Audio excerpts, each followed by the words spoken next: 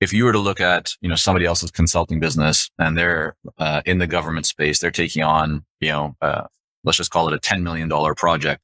If they're doing things right, how much of that 10 million after paying their consultants, both the senior and the junior, how much profit should be left over for them?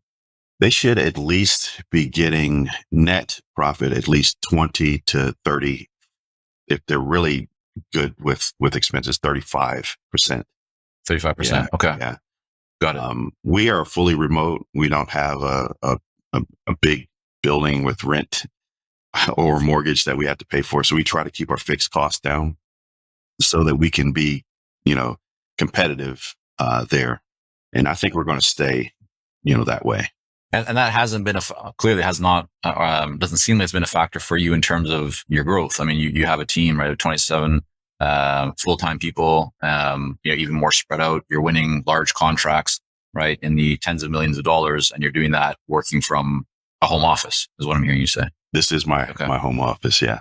Yeah. No, I mean, it's the reason I bring it up is because I wrote in one of the books, The Elite Consulting Mind, this concept of like the grass is always greener, right? People are always like thinking about, I can't be successful because I don't have X. Like if they're young, they go, I'm not as old and wise, so I don't have the experience. If they're old, they say, well, I can't keep up with all the technology. I don't have the energy of a young person. Or if they live in a big city, they say it's so competitive here, and they live in a small like rural area or whatever. They go, there's not enough business here. Like, and so here you are, you're winning, very sizable deals. But some people might say, oh yeah, I can't do that working from a home office, or I can't run a business with 20, 30 people. But I think you're showing that you definitely can, and you can do it very well. So some of that is timing though, Michael, I would say because COVID happened, and everybody was home, we were able to get clients out in Boise, Idaho, Sandy, Utah, out west where we're in Atlanta. And I doubt that if everyone wasn't working from home, that would have happened, because we would have had to factor in traveling, sending a team out there and things like that. But by having a fully remote team, we're doing business over Zoom or Teams, facilitating meetings over Teams, workshops. So, it's really that opened up the door. Yeah, there's no question. It certainly accelerated it 100%. So coming back to the government clients, are these projects typically won? Are you going after RFPs that are put out publicly, or are you finding that you're doing business with people who you've invested time and energy and resources into building the relationship first, and because of that, you're getting access to these opportunities? Like how are you kind of finding the opportunities? In the federal government, death by RFP. Everything's an RFP. By the time it's an RFP, you're probably not going to win it, right? Very low P-win with RFPs. But when we started, it was whack-a-mole. Let's just go after everything at once and see where we land. And we were able to win some. And then once we won some, we started building past performance to a point now where we have a catalog of good past performance. We respond to a lot of RFIs because you can shape the deal. We go to a lot of conferences where we're building relationships. Keith, sorry to interrupt you. Just for those who aren't familiar, the difference between an RFI and RFP. So an RFI is really the government is going out to the market and say, hey, we have this problem. Can anyone in the vendor community help us solve it? Right. So in that, they're going to ask about your company's capabilities. They're even going to ask you, they usually come out with a draft statement of work. They want your input on it.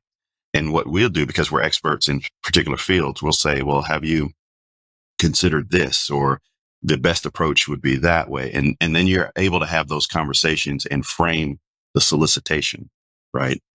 And potentially get sole source opportunity if you land it, right? If you hit it right on the mark and your pricing is accurate and your capabilities are on point, you may be able to get that sole source or limited competition.